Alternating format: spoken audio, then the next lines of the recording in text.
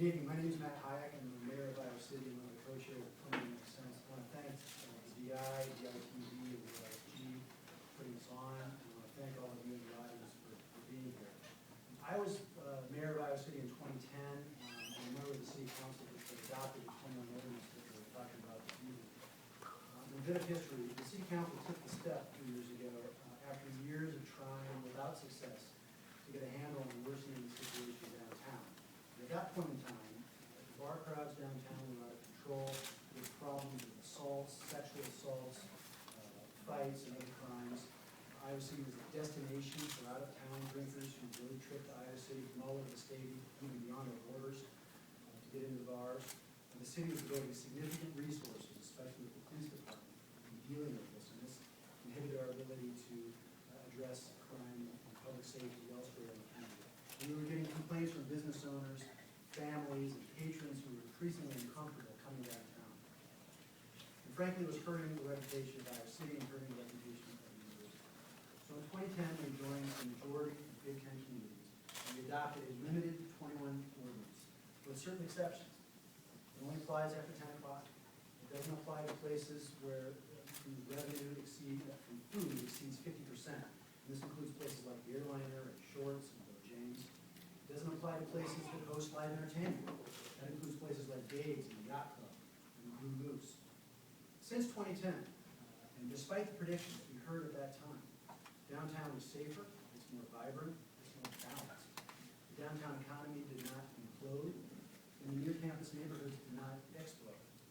And there are now more entertainment options for people of all ages, including the under-21 demographic, than before. Now, it's significant that the leading voices behind the 2010 effort to repeal this ordinance now support it, and they're not part of the effort to repeal it in 2013.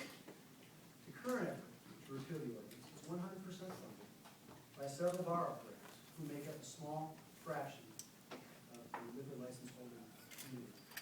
One of the operators, okay, yeah, almost done. One of the operators openly acknowledges his motivations to make more money by going back to 19. We think the current ordinance is reasonable and it's common sense and it's improved downtown.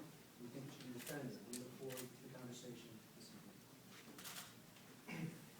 All right, I'd like to start off by thanking the Daily Iowan, Zach for moderating, UISG, Jackie Captain putting it all together, and the Daily Iowan once again. The Mayor Hayek and Vice President Oppen for speaking alongside us. Student safety is our main concern in Iowa, and this ordinance affects students on and off campus. In the first 2 years after the ordinance, there was a 25% increase in intoxicated students being taken to the emergency room. In addition to that, there's been an 83% increase in disorderly house arrests off campus.